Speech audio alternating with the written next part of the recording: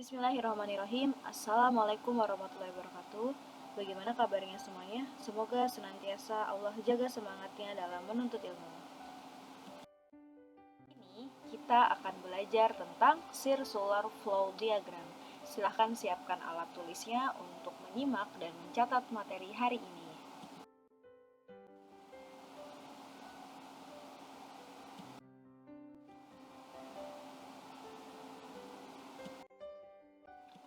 Circular flow diagram itu merupakan diagram interaksi antar pelaku ekonomi, yang mana setiap pelaku ekonomi, baik produsen, konsumen, masyarakat luar negeri, dan juga pemerintah itu melakukan timbal balik.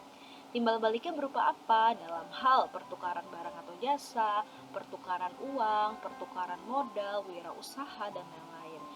Itu semua karena melakukan timbal balik, maka dibuat sebuah diagram arus melingkar, yang mana jadi membentuk sebuah sistem gitu, sebuah sistem saling berkaitan, saling berhubungan, seperti itu.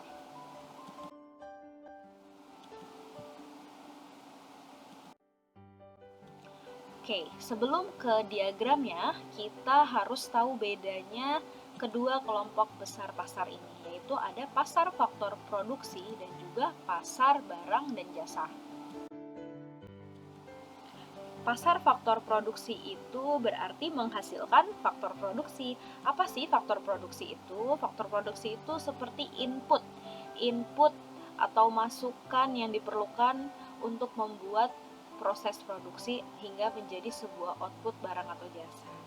Seperti sumber daya untuk kegiatan produksi, misalnya tenaga kerja, sumber daya alam, modal, kewirausahaan, dan juga teknologi. Makanya banyak yang diperlukan dalam proses produksi. Ada alam, tenaga kerja, dan juga faktor produksi lain.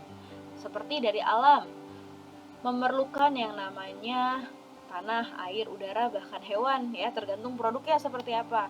Terus tenaga kerja, kita butuh nih yang namanya keahlian dari para tenaga kerja untuk menghasilkan barang atau jasa. Dan juga kita faktor produksi lain seperti modal, uang yang bisa ditemukan di pasar uang dan juga pasar modal. Misal contohnya kita mau membuat sebuah usaha sepatu. Pertama, kita misalkan mencari lahan. Harapan kita sepatu yang akan kita produksinya skalanya bisa besar gitu ya. Kita mencari lahan dulu. Mencari lahan, mungkin kita belum punya lahan nih. Jadi kita sewa lahannya, Nah, itu kan kita perlu tanah, perlu sebuah lahan yang mana untuk membuat proses produksinya. Kemudian kita mendirikan bangunan, kita juga butuh tenaga kerja, kita juga butuh bahan-bahan yang diperlukan untuk membuat sepatu, seperti itu. Nah, itu adalah faktor produksi, yang bahan-bahan, segala input yang diperlukan untuk menghasilkan barang atau jasa, ya. Selanjutnya, pasar barang dan jasa. Karena tadi sudah diproses nih, faktor produksi bahan-bahan tadi diproses oleh para pengusaha, para produsen, jadilah dia barang dan jasa atau outputnya gitu ya. Merupakan pertemuan gitu ya antara permintaan dan penawaran akan barang dan jasa, pembelian, penjualan, baik dari konsumen secara langsung. Kalau zaman sekarang sudah ada online ya, bisa online dan juga bisa langsung. Contohnya nih, seperti pasar buah, terus sepatu yang sudah melalui proses produksi, jadilah sepatu yang bisa siap dibelanjakan. Dan juga pasar baju, misalkan, baju ini kan juga melalui banyak proses produksi. Dari mulai bahannya, dari mulai kapas, benang, jadilah baju misalnya. Oke, kita fokus.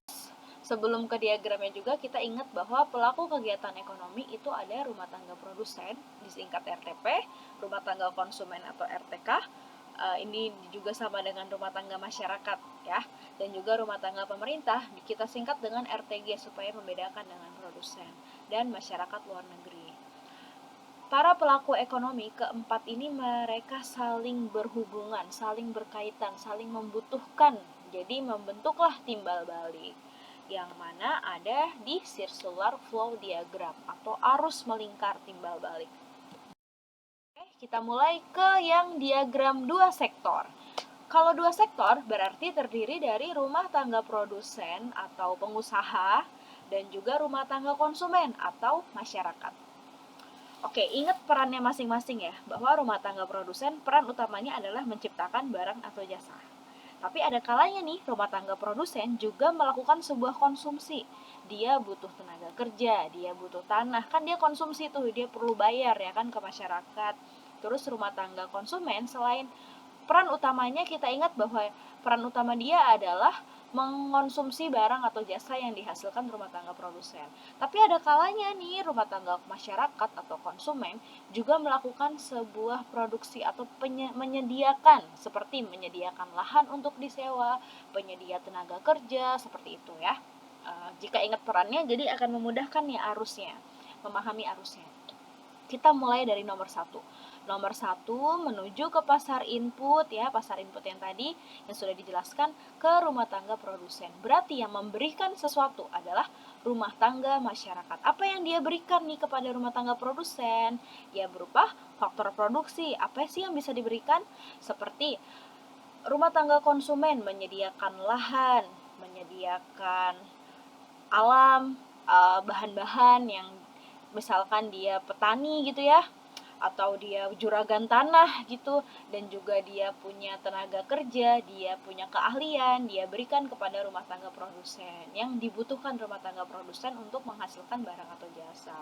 Kemudian kita ke nomor 2. Ke nomor 2 sampai kepada rumah tangga konsumen. Terjadi balas jasa, karena tadi rumah tangga konsumen di nomor 1 sudah memberikan faktor produksi berupa lahan, berupa tenaga kerja, dibalas oleh rumah tangga produsen. Timbal baliknya adalah apa? Berupa uang, pembayaran karena tadi sudah pakai lahan ya, maka kan wajib disewa, wajib dibayar dong ya, dibayar. Terus juga sudah menggunakan tenaga kerjanya nih, jadi wajib memberikan upah ya. Nih ya, nomor 2 adalah arus uang. Ada rent, sewa, ada upah, ada bunga atau modal, dan juga keuntungan kepada rumah tangga masyarakat, seperti itu. Keuntungannya, contoh keuntungan berupa apa sih yang diberikan ke rumah tangga produsen ke rumah tangga masyarakat? Contohnya misalkan ada masyarakat yang investasi, ikut menanamkan modal ke rumah tangga produsen atau menanamkan saham, maka rumah tangga produsen juga memberikan keuntungan. Kalau kita punya saham atau kita punya modal investasi, kan kita berhak mendapatkan keuntungan. Seperti itu ya. Oke, lanjut kita ke nomor 3. Sekarang gantian nih. Di nomor 3, RTP memberikan melalui pasar output kepada rumah tangga konsumen. Apa yang dia beri? Sudah jelas, pasti barang atau jasa. Tadi kan sudah diproses nih faktor produksinya. Karena sudah melalui pemrosesan, maka jadilah barang atau jasanya di pasar output, melalui pasar output ke rumah tangga konsumen. Kemudian nomor 4, dibalaslah. Timbal baliknya berupa apa? Timbal baliknya berupa pembelian atau pembayaran ya. Rumah tangga konsumen karena sudah mendapatkan barang atau jasa, maka dibayarlah dan sampailah uangnya kepada rumah tangga produsen, seperti itu. Contohnya kalau kita mau beli sepatu, kita dapat sepatunya, kita bayar uangnya. Yang untung juga pastinya pasar output nih, para distributor toko-toko sepatu, pasar-pasar sepatu. Nah, itu juga akan sampai kepada rumah tangga produsen. Dia yang menciptakan atau menghasilkan barang atau jasa. Seperti itu ya. Semoga bisa dipahami. Selanjutnya adalah yang ini masih yang 2 sektor nih. Maksudnya adalah semisal nih kita melihat posisinya dirubah, faktor produksinya di bawah, barang atau jasanya di atas. Nah, itu tidak merubah semua perannya ya. Yang penting pahami nih arusnya, panahnya dari mana ke mana, menghasilkan apa. Nah, semoga kita bisa paham semua arus diagram, posisinya mau dimanapun, mau posisi rumah tangga produsennya ditukar sama rumah tangga konsumen gitu ya. Jadi di sini Miss memberikan versi yang berbeda. Nih ya, misalkan nih faktor produksinya di bawah itu tidak berpengaruh terhadap perannya ya. Tetap saja, misal arusnya dari panahnya dari rumah tangga masyarakat melalui faktor produksi sampai ke rumah tangga produksi, berarti dia memberikan apa? Memberikan apa? Memberikan tanah, memberikan tenaga kerja, ya kan? Kemudian dibalas timbal baliknya berupa balas jasa. Kalau Melalui faktor produksi dari rumah tangga produsen berarti memberikan balas jasa. Balas jasa berupa sewa, upah, rent, atau interest bunga modal dan juga keuntungan yang diberikan kepada rumah tangga konsumen. Keuntungannya berupa apa? Misalkan tadi ya, rumah tangga konsumen menanamkan saham ke rumah tangga produsen, seperti itu. Terus berikutnya lagi nih, rumah tangga produksi arusnya ke rumah tangga konsumen melalui pasar output atau barang dan jasa. Sudah jelas pasti memberikan barang atau jasa ya. Kemudian dari pasar output tadi, rumah tangga konsumen memberikan ke rumah tangga produsen. Sudah jelas yang diberikan adalah berupa uang, pendapatan bagi rumah tangga produsen. Gitu ya. Semoga bisa dipahami, mau apapun itu posisinya, kita bisa paham peran masing-masing. Pahami lagi arusnya dari mana ke mana, arahnya, seperti itu ya. Berikutnya kita membahas circular flow diagram 3 sektor. Bedanya di 3 sektor ini ada rumah tangga pemerintah. Oke, kita ingat dulu peran rumah tangga pemerintah adalah menyediakan barang publik, menyediakan barang untuk kepentingan umum, dan juga mendistribusikan subsidi, baik untuk ke masyarakat dan juga untuk ke pengusaha. Dan pemerintah juga bisa menggunakan produk dari rumah tangga produsen, juga menggunakan tenaga kerja dari masyarakat.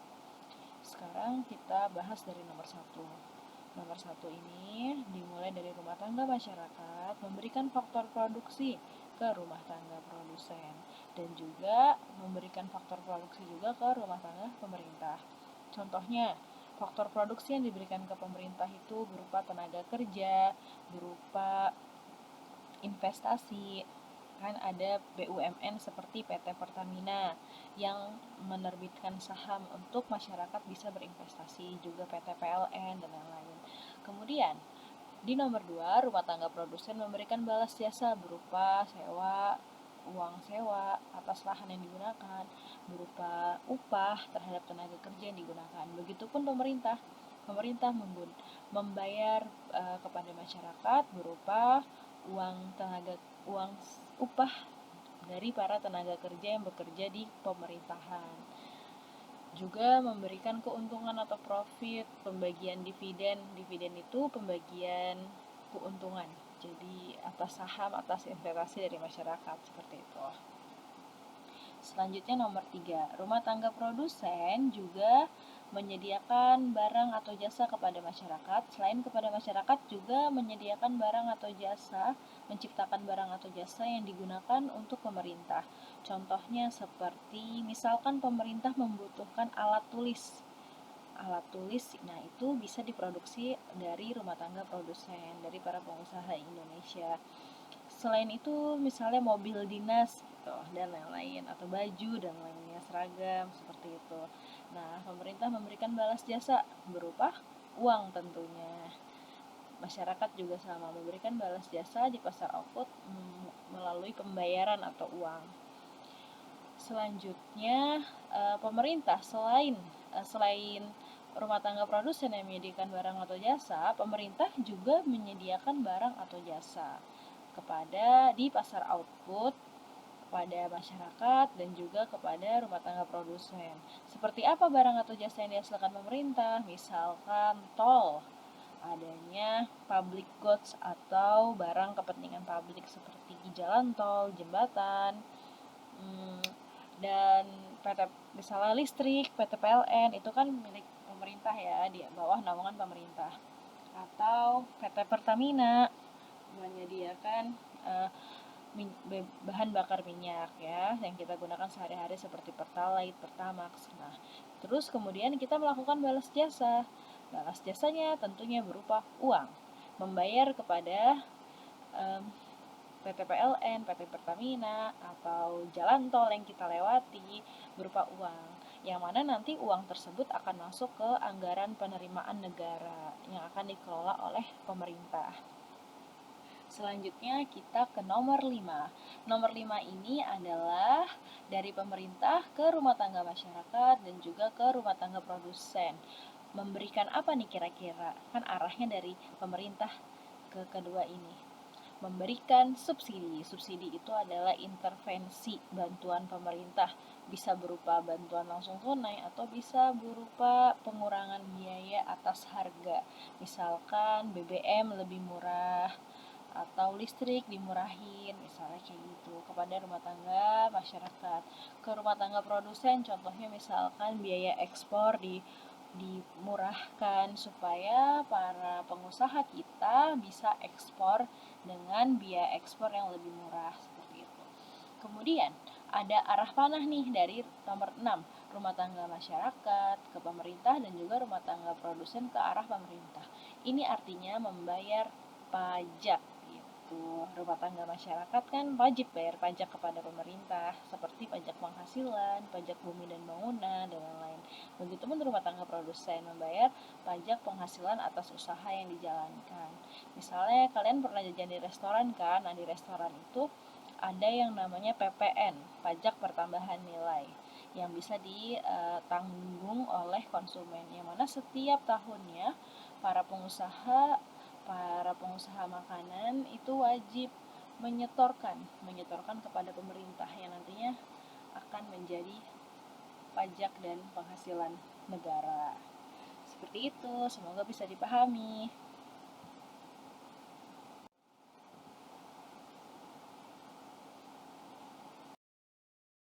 Oke, sekarang kalau diagramnya seperti ini, semoga tetap nggak bingung. Jadi arahnya dari manapun, dibolak-balik seperti apapun posisinya, ingat pahami peran masing-masing dan juga pahami arah panahnya dari mana. Seperti itu. Ya, misalnya ini nomor 1 arah panahnya nomor yang sebelah sini, rumah tangga produsen ke rumah tangga konsumen melalui barang dan jasa, pasti memberikan barang dan jasa. Terus dibalasnya berupa uang, pembayaran atau menjadi pendapatan bagi rumah tangga produsen. Nah, berikutnya dari pemerintah ke arah rumah tangga produsen, bisa jadi dia juga memberikan pembelian barang atau jasa. Selain membeli, dia juga membayar subsidi kalau arahnya ke sini ya. Kalau arahnya dari pemerintah ke rumah tangga produsen, membeli barang atau jasa, seperti yang Mister jelasin, pemerintah juga ada kalanya memerlukan barang atau jasa dari rumah tangga produsen, seperti membeli alat-alat, mesin-mesin, mobil dinas, membeli peralatan kantor, alat tulis, itu dari rumah tangga produsen gitu. Selain pembelian, arah dari pemerintah ke rumah tangga produsen juga memberikan subsidi ya. Kemudian rumah tangga produsen kalau arahnya ke pemerintah berarti dia membayar pajak. Selain membayar pajak, arahnya juga memberikan barang atau jasa gitu ya. Jadi ada dua interaksi yang terjadi, ada dua kemungkinan yang terjadi kalau arahnya dari rumah tangga produsen ke pemerintah. Bisa jadi memberikan barang atau jasa atau memberikan pajak, seperti itu ya. Jadi mau bolak-balik kayak apapun harus tetap fokus ke perannya dan lihat arahnya dari mana. Terus ini rumah tangga konsumen, kalau arahnya ke pemerintah berarti dia bayar pajak. Terus ini karena di sini ada khusus nih faktor produksi. Rumah tangga konsumen juga bisa kan memberikan faktor produksi ke pemerintah.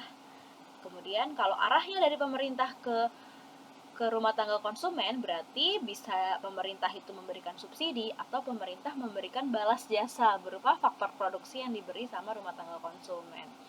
Balas jasanya bisa berupa gaji, bunga, karena misalkan ada nih masyarakat yang investasi ke pemerintah, investasi ke BUMN, ke PT Pertamina misalkan, investasi ke PT PLN, kan kita bisa investasi, kita bisa beli sahamnya. Pemerintah balas jasa ke masyarakat berupa bisa keuntungan, profit. Dan juga kalau ada masyarakat yang kerja di pemerintahan, ya dibalas berupa gaji gitu ya. Oke, kita lanjut ya. Oke, sekarang kita lanjut ke diagram 4 sektor. Ada satu tambahan pelaku ekonomi, yaitu masyarakat luar negeri. Diingat bahwa peran dari masyarakat luar negeri adalah mitra kerjasama. Mitra kerjasama kepada rumah tangga konsumen, kepada pemerintah, dan juga kepada rumah tangga produsen. Kerjasamanya dalam hal apa? Dalam hal kemitraan untuk ekspor dan impor. sebelum itu kita pahami dulu ya apa itu ekspor dan impor. Oke, diingat bahwa ekspor itu adalah kegiatan menjual barang atau jasa dari satu negara ke negara lain. Ingat, menjual atau mengirim barang keluar. Kalau impor, kegiatan menerima atau membeli barang dari luar ke dalam. Intinya kalau ekspor dari dalam keluar, kalau impor dari luar ke dalam, seperti itu.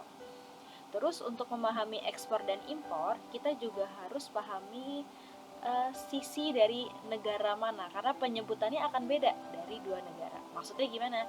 Misalnya nih, Indonesia kan dikenal sebagai pengekspor kopi dan juga pengekspor teh seperti jenis Arabica, jenis Robusta gitu untuk kopinya. Contohnya Indonesia melakukan ekspor produk teh ke Amerika. Berarti Indonesia menjual barang atau jasanya ke Amerika, melakukan ekspor ke Amerika. Dari sisi Amerika disebutnya, apakah Amerika melakukan ekspor dari Indonesia? Tentu bukan kan? Amerika melakukan impor dari Indonesia. Seperti itu. Ingat lagi ya, bahwa ekspor adalah kegiatan menjual barang atau jasa dari satu negara ke negara lain. Impor adalah kegiatan menerima atau membeli barang atau jasa dari luar negeri ke dalam negaranya. Oke, sekarang fokus lagi antara hubungan ini, teh dari Indonesia ke Malaysia. Indonesia melakukan ekspor ke Amerika. Nah, dari sisi Indonesia disebutnya ekspor. Kalau dari sisi Amerika disebutnya apa? Impor gitu. Jadi, penyebutan ekspor impor itu tergantung dari sisi negara mananya, seperti itu.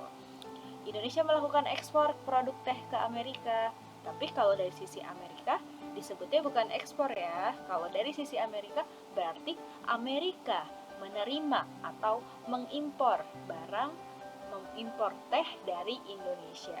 Seperti itu. Sekarang kita lanjut lagi ke diagram konseptor. Kita mulai dari nomor 1. Rumah tangga masyarakat mengirim faktor produksi ke rumah tangga produsen dan juga mengirim ke pemerintah dan juga mengirim ke masyarakat luar negeri atau melakukan ekspor ke masyarakat luar negeri. Dari sisi masyarakat luar negeri disebutnya impor ya. Kemudian karena sudah mengirim tadi ya tenaga kerja, ada kalanya kan tenaga kerja kita kerja juga di luar negeri. Seperti Indonesia sering mengirim tenaga kerja wanita, juga mengirim tenaga kerja Indonesia TKI ke luar negeri. Juga ada kalanya masyarakat kita melakukan penanaman modal, investasi kepada perusahaan-perusahaan asing gitu. Terus juga berlakulah balas jasa, ada timbal balik dari masyarakat luar negeri ke rumah tangga masyarakat. Timbal baliknya berupa keuntungan atas penanaman modal misalkan, berupa uang upah karena sudah bekerja di perusahaan asing atau bekerja di luar negeri, seperti itu. Selanjutnya juga ada kita masyarakat luar negeri juga melakukan ekspor ke Indonesia atau dari sisi kita disebutnya impor. Indonesia mengimpor faktor produksi dari luar negeri. Contohnya misalkan ada tenaga kerja asing kerja di negara kita. Selain itu, kita juga butuh bahan-bahan dari luar negeri. Bahan-bahan mentah misalkan seperti biji besi misalnya, atau bahan-bahan untuk membuat kereta api misalnya, bahan-bahan yang masih mentah lah yang proses input gitu. Selain ke masyarakat juga mengirim juga ke rumah tangga produsen pemerintah masyarakat luar negeri dan juga mengirim ke pemerintah. Kemudian pemerintah melakukan balas jasa. Balas jasa berupa uang pembayaran atas para tenaga kerja yang telah bekerja di Indonesia, pembayaran juga atas barang-barang yang sudah dikirim dari masyarakat luar negeri ke negara kita. Kemudian sekarang kita ke nomor 3. Produsen telah memproses segala faktor produksi dan jadilah dia barang dan jasa. Barang jasa itu sampai kemana aja? Sampai ke masyarakat, sampai ke pemerintah, bahkan ada juga yang diekspor. Dari sisi Indonesia disebutnya ekspor ya, ekspor ke masyarakat luar negeri. Kemudian masyarakat luar negeri membalas berupa uang, membeli menggunakan devisa negara ya, menggunakan devisa negara pembayaran internasional kepada Indonesia. Kemudian kita juga melakukan impor ya, masyarakat luar negeri ngirim barangnya, barang yang telah jadi kepada Indonesia. Kita temui kan barang-barang elektronik dari luar negeri dan juga barang-barang misalnya kebutuhan pokok juga ada yang dari luar negeri. Contohnya kita pernah mengimpor misalnya beras, kita juga pernah impor bahkan dari Thailand misalnya. Kacang kedelai pun kita juga pernah impor gitu. Nah, dari sisi masyarakat luar negeri disebutnya ekspor ya, mereka telah mengekspor sampailah kepada negara kita. Kemudian kita balas berupa uang atau pembayaran gitu ya.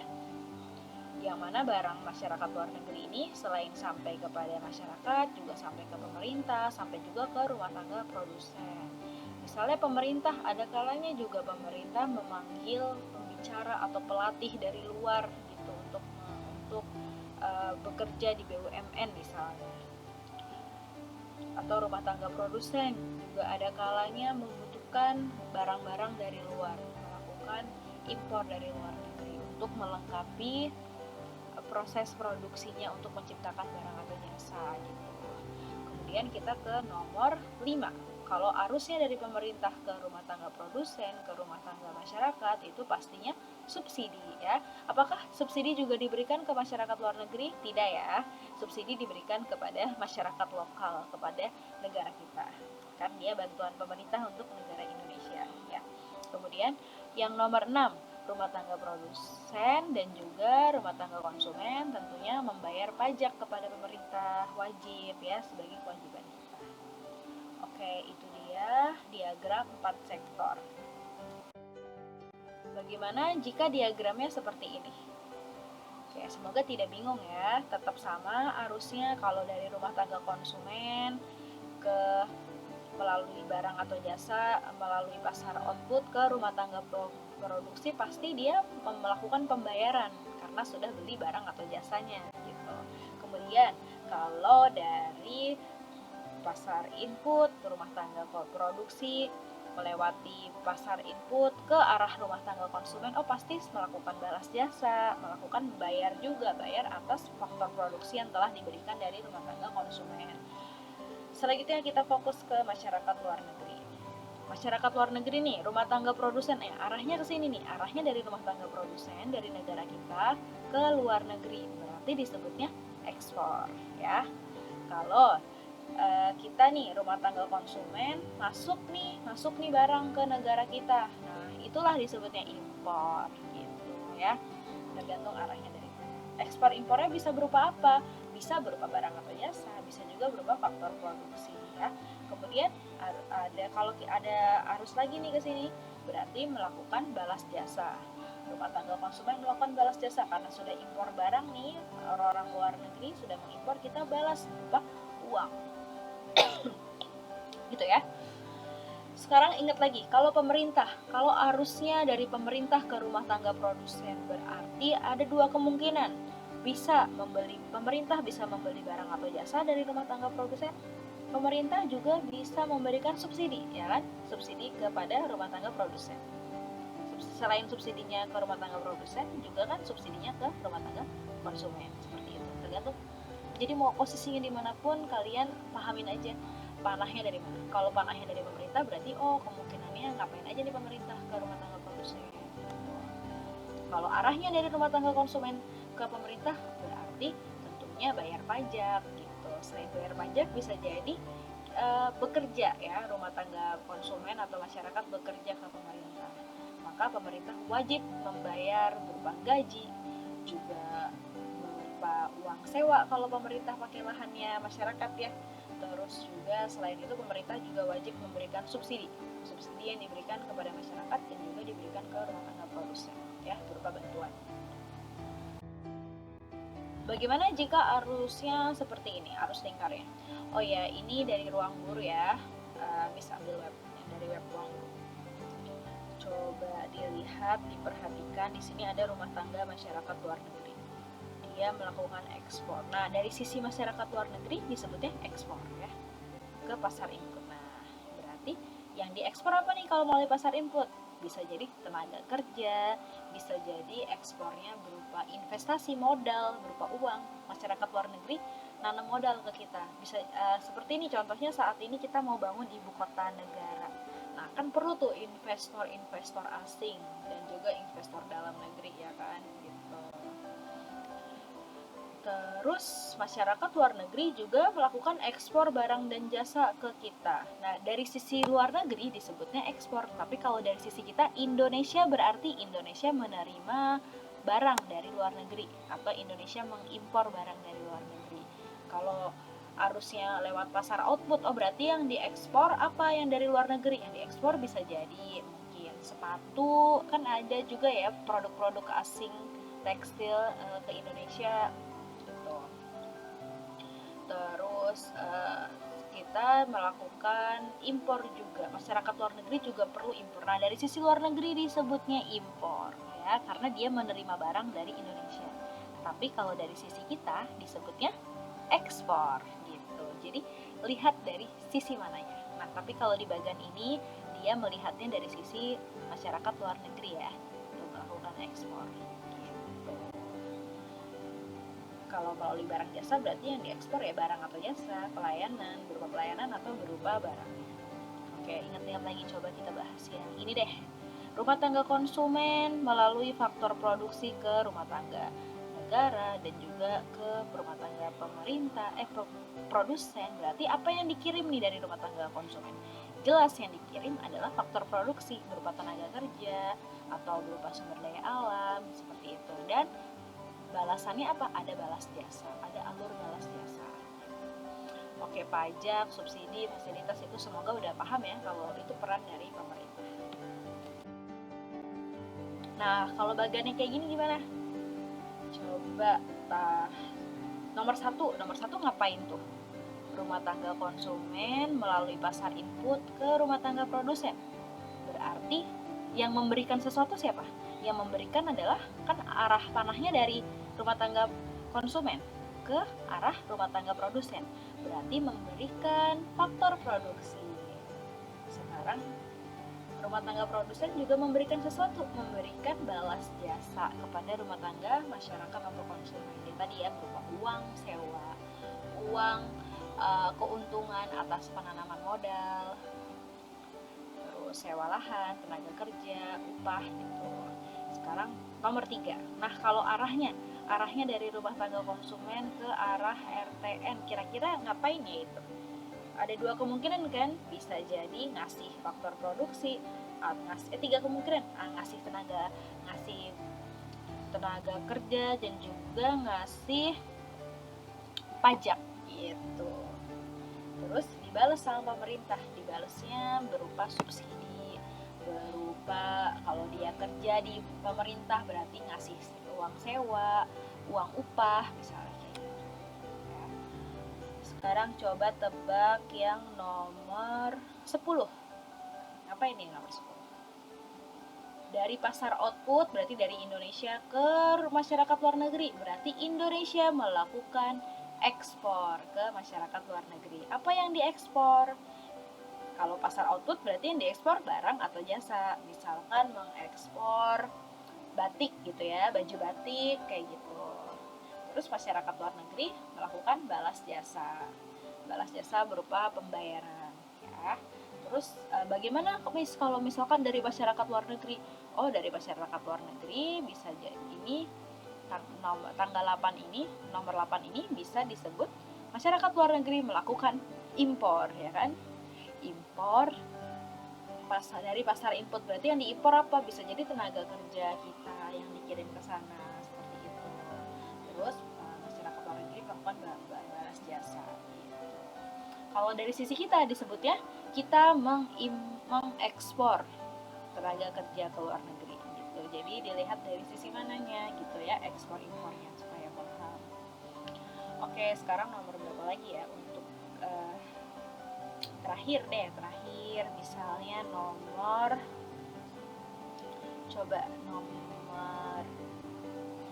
6, pasar output ke masyarakat. Berarti ngapain ya? berarti memberikan barang atau jasa. Kan di pasar output, barang atau jasanya bersumber dari mana? Dari RTP. Terus dibalas sama masyarakat. Dibalasnya berupa uang pembayaran atas barang atau jasa yang digunakan. Oke, itu semoga bisa dipahami. Silahkan boleh tanya-tanya di kolom komentar, atau jika kalian ada link yang mau dibahas arus yang lain gitu, silahkan sertakan linknya di kolom komentar untuk semoga bisa bikin video untuk ngebahasnya. Semoga bisa dipahami. Mohon maaf atas segala kekurangan. Wassalamualaikum warahmatullahi wabarakatuh.